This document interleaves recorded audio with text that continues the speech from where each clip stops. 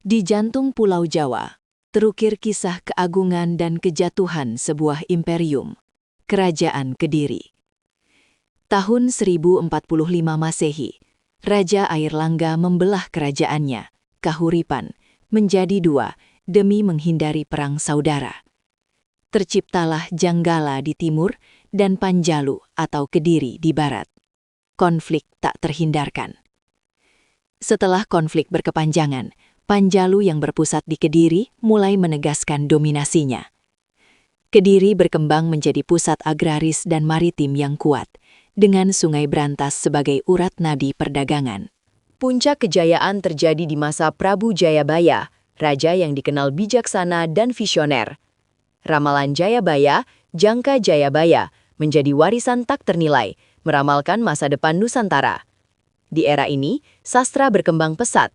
Kitab-kitab besar lahir, menjadi fondasi kebudayaan Jawa.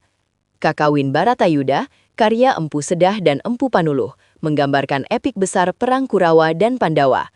Setelah Jayabaya, kerajaan tetap makmur di bawah Raja Kameswara, yang terkenal dengan kisah Panji. Candi-candi didirikan, menunjukkan kemakmuran dan kekayaan spiritual kerajaan. Kediri menjadi pusat toleransi, mencampur harmonis ajaran Siwa dan Buddha. Kapal-kapal Kediri menguasai jalur pelayaran, menjamin stabilitas ekonomi kawasan.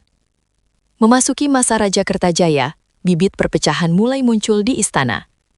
Kertajaya memaksa kaum Brahmana untuk menyembahnya, memicu perlawanan keras dari pemuka agama. Para Brahmana melarikan diri, mencari perlindungan kepada penguasa Tumapel, Ken Arok. Ken Arok, seorang akuwu, bupati, bawahan, melihat ini sebagai peluang emas untuk kekuasaan. Ken Arok mendeklarasikan Tumapel sebagai kerajaan merdeka, menantang Kediri secara langsung. Kertajaya meskipun meremehkan, mempersiapkan pasukan besar untuk menumpas pemberontakan. Pertempuran penentuan terjadi di Desa Gantar. Inilah akhir dari Panjalu Jayati. Dengan strategi cerdas dan bantuan Brahmana, pasukan Ken Arok berhasil mengungguli Kediri. Raja Kertajaya dikalahkan. Ia melarikan diri dan nasibnya menjadi misteri. Dengan kekalahan Kertajaya, Kediri secara resmi runtuh, digantikan oleh Singasari. Meskipun runtuh, warisan sastra Kediri terus hidup, mempengaruhi kerajaan setelahnya. Karya Empu Sedah, Empu Panuluh, dan Empu Darmaja menjadi harta karun sejarah Jawa.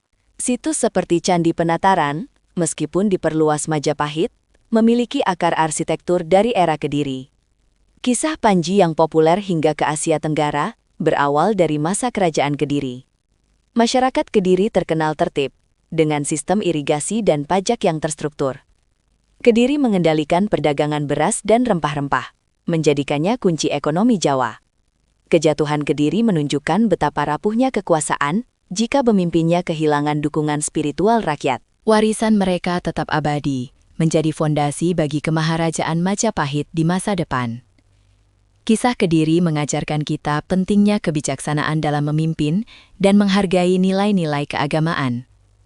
Ramalan Jayabaya, meskipun sudah ribuan tahun, masih menjadi perbincangan hingga hari ini. Jika video ini bermanfaat, bantu dukung dengan like, share, dan subscribe supaya kami bisa terus menghadirkan konten menarik lainnya.